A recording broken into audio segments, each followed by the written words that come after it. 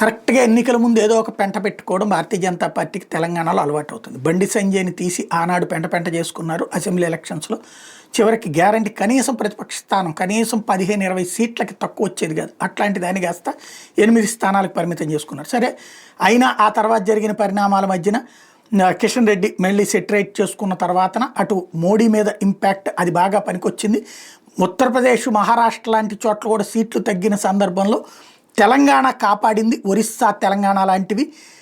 అందులో భాగంగా బీజేపీకి 8 పార్లమెంట్ స్థానాలు వచ్చినాయి. ఎదగాల్సిన టైంలో మళ్ళీ రేపు స్థానిక సంస్థల ఎన్నికలు వస్తున్నాయి అనుకుంటున్నటువంటి సందర్భంలో అకస్మాత్తుగా గొడవలు ఈటెల బండి సంజయ్ గొడవ ఒకటైతే, మరొక వైపున విశ్వేశ్వరరెడ్డి గొడవ మరొకటి. కేంద్ర మంత్రులు లేకుండా తెలంగాణ బీజేపీ 6 ఎంపీలు కలవటం అన్నటువంటి సంచలనం సృష్టిస్తుంది. అందులో విశ్వేశ్వరరెడ్డి వాస్తవంగా బీజేపీ పార్లమెంటులో అధికారిక విప్ ఆయన. ఆంధ్ర, తెలంగాణ, అండమాన్ ఎంపీలతో కోఆర్డినేట్ చేసుకోవాలైనా. కేంద్ర మంత్రుల్ని, మాజీ పార్టీ అధ్యక్షులను, సీనియర్ నాయకులతో అధిష్టానం నేరుగా కోఆర్డినేట్ చేసుకుంటుంటుంది. అందుకే కిషన్ రెడ్డి, బండి సంజయ్, పురంధేశ్వరి మిగతా సీనియర్ నాయకులు నేను కోఆర్డినేట్ చేయను, నేను 8 మందితో కోఆర్డినేట్ చేసుకోవాలి. సీఎం రమేష్తో పాటు, ఆంధ్రాకి సంబంధించి సీఎం రమేష్తో పాటు అండమాన్ ఎంపీ వీళ్ళిద్దరూ కూడా నాకు అప్పచెప్పారు.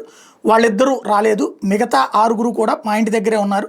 కొత్తగా నాకు ఇల్లు కేటాయించారు, భోజనానికి పిలిచాను, ఇదో లంచ్ మీటింగ్ తప్పించి మరే ఇష్యూ లేదు అని చెప్తున్నారు ఆయన.